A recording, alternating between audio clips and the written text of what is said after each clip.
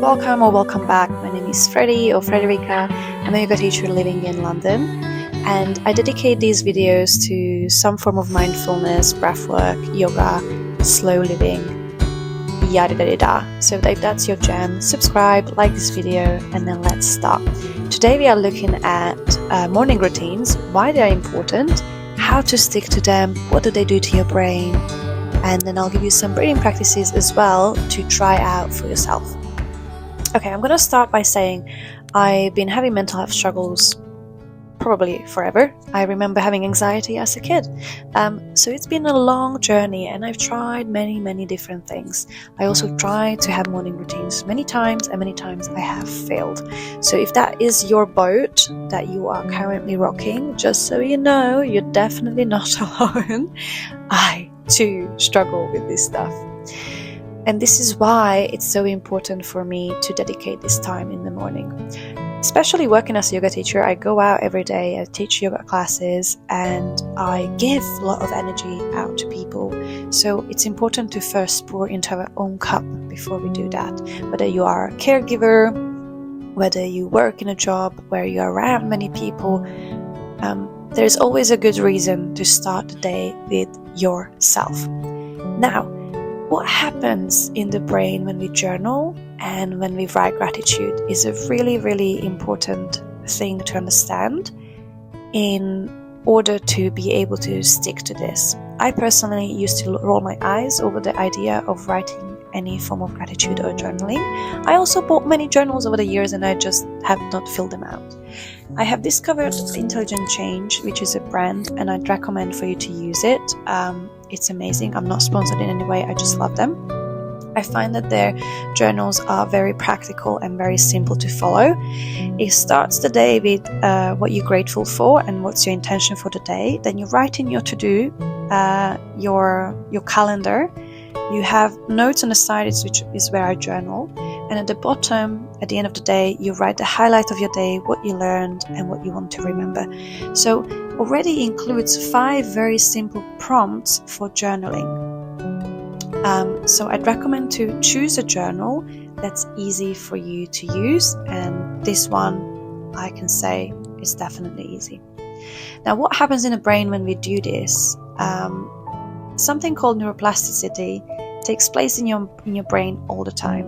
It's the brain's ability to adapt to its environment and the input. All the information you receive, your brain will process, and it will build new neuropathic pathways all the time without obviously needing to think about it. And this can be beneficial, neutral, or negative. So this is where writing gratitude comes in play. You can reform the way your brain essentially is wired to think its thoughts. If, like me, you tend to usually think more negatively, especially first thing in the morning, you're like, I don't want to wake up, another hard day, la-di-da-di-da, this is where the gratitude will be really important for you. It helps you be less anxious, less stressed, literally lowers your cortisol, your stress hormones, and will allow you to then be more creative, have a more positive outlook, and restore a sense of balance and groundingness in your mind, in your body, because it helps you regulate your nervous system. So there's lots of things happening in the body when we journal and when we write positive things, gratitude, right? And it can have, therefore, an overall effect on your mental well-being as well as your physical well-being. The two are always going to be linked. And I think when you understand this and when you do a little bit of own research in this topic, you will then appreciate the importance of doing this every day. Now, I know some days are hard, like you can see, some days I have to wake up and it's still dark outside. Some mornings I have to leave the house by 6:45. All I do is set my alarm 15 minutes earlier to wake up, and therefore, I have that 15 minutes with my coffee to sit down and do the journaling and do the breathwork. I literally set a 2-minute timer on my phone for the breathwork, and that's all I do. And some days you will journal 5 sentences or 1 sentence. Some days you will not be able to stop because there will be so many thoughts just spilling out. Make it a point for your journaling to not be like impressive, not be the most beautiful literature out there. Let it just be words that are coming out of your brain. That's it. And by taking away that pressure of it to look a certain way and for it to be a specific length, you will find that you will be able to actually do it every single morning, because I promise you, you are going to be drinking your coffee regardless. So you could be scrolling your phone and be receiving reels that might be, some of them might be inspirational, some of them might not be inspirational at all, and instead will be very depressing. Instead of that, you can be spending the time with yourself and regulating your nervous system and allowing your brain to transform over time. And because when we do these things, we release dopamine and serotonin, it will become more appealing the more you do it. So maybe the first few days, it's going to be a bit more of a challenge, but I promise you, if you stick to it simply just 1 week, every day, even on a weekend, even on those short mornings, you will find a natural craving for it. There is something about your dopamine production in your brain that if you start your morning with scrolling, you set your bar just way too high, so then nothing else in the day will satisfy your brain, which is why you will be so fidgety and find it to be so difficult to concentrate on anything else that isn't a strong stimuli for the brain. So by ditching the phone in the morning and instead journaling and breathing, and this can again be 5 minutes, 10 minutes, 15, 20, 30, I don't mind, will have a massive impact on the whole day. The energy, how much energy you have in the day, how you distribute the energy, your mood. So this is why you should stick to it. Now, let's dive into our first breathing exercise. I love this one because it's a traditional yogic breathwork that's easy to follow, and it's great for essentially creating that energy balance in the body. The way we work this breathwork, alternate nostril breathing, is by closing one side, breathing in on the other, closing, breathing back. I'll explain it a little bit better. I use my thumb and my ring finger, but doesn't matter which finger you're gonna use, just choose 2 fingers, ideally on the same hand to make it a little bit more easier for you. Maybe rest the elbow on something if you want. And we're gonna start by finding first a natural breath.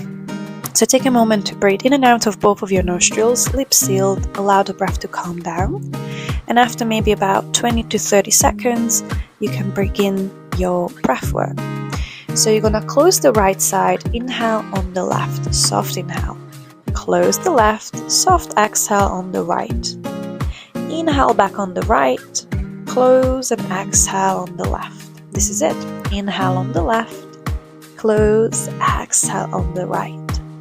Inhale on the right, close, exhale on the left. And keep on going. Again, you can have this set with a timer, 1 minute, 2 minutes, 5 minutes, your choice. I'd recommend doing 2 minutes just because it's the most accessible amount of time. You can always do it, therefore you're gonna never miss it. And then you can also do this on the train if you like. After you finish your breath work, allow a little bit of time to rebound, observe the body, observe the shift and change, allow yourself to breathe naturally, and then that's it, go on about your day. The second breathing exercise, you can combine it with the first one, you can do it before it, after it, on a separate occasion, is feather light breathing. Feather light breathing exercise is a little bit of a tricky one. It's uncomfortable, feels unnatural, feels strange, and that's okay. The point of this exercise is increase something called CO2 in your bloodstream. And this helps you deliver oxygen around the body. So when we increase this level, we have a better delivery of oxygen to the brain and to all of your cells, aiding recovery, aiding cognitive functioning, feeling more alerted. So on the days I feel particularly tired, or also on the days I feel particularly breathless, like before my period, that's when I really appreciate this breathing technique. It's quite simple, but just a little bit annoying, so brace yourself. Know that you can take break at any point, and that, like everything, it's a skill that you need to practice and get better at it over time just by doing it. And depending on your hormones, some days it will be easier, some days it will be harder. So all you're gonna do is take a finger, place it underneath your nose like a little mustache, and feel the strokes of air against the finger. Now, can you allow these strokes of air to become even and light? So you can feel it being nice and even on the touch, the breath on the finger. And if the finger was to turn and become a feather, can you allow it to be still? Can you keep it still? And what happens is, as you're doing this, you're gonna instantly start to feel a sense of hunger for air building, almost like you're not breathing enough. That is the exercise, so can you stick with it? Reaffirm in your mind that you are safe. You might be breathing less volume of air, so maybe it might be smaller breaths, but they are more nourishing for your body. And you can always take breaks, come back to it. Like I said, it takes time in practice, and every day is slightly different. There can be so many impacts to why you might find it more challenging, the amount you rested, how well you slept, how stressed you are, your hormones. So be kind to yourself and just know that this is an incredibly powerful yet simple exercise to do, and I'd recommend to do it maybe for a 1-minute timer to begin with, and over time you can increase this in future, maybe up to 2 minutes. Now, another way to increase your CO2 will be through breath holds. So let's say this isn't your favorite breathing technique. An easier one would be to do many small breath holds. All you do is you inhale, you exhale, pinch your nose and hold the breath for the count of 5, 4, 3, 2, 1. Release, breathe naturally. Recover whenever you feel recovered, so your breath sits back in its natural rhythm, your heartbeat is in its natural rhythm. Can be anywhere between 15 to 30 seconds, sometimes even less, because these are quite short holds. You're just gonna again repeat it. Inhale, exhale, pinch the nose. 5, 4, 3, 2, 1. Take a handful of breaths to recover. Repeat. Maybe do 5 of these, maybe do 10 of these, and then that's it. That could be a very simple breathing technique to do also on the go. You can experiment with it walking, so you could inhale, exhale, hold the nose and take 10 to 12 steps, release, maybe stop for the recovery. If you're doing it paired with walking, then you might need a longer recovery because you have also a little bit exerted yourself.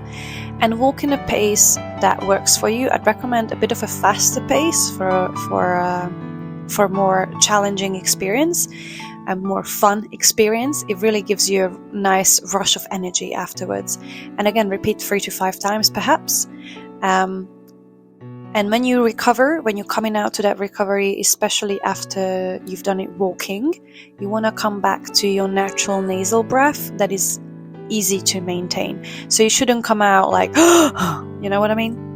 And after every breathing practice, I like to spend a moment to just breathe against one hand or 2 hands, just to feel my breath and take one last moment to ground down without forcing the breath, without shifting it, changing it, simply feeling it. Some days I add a little bit of stretching and exercises.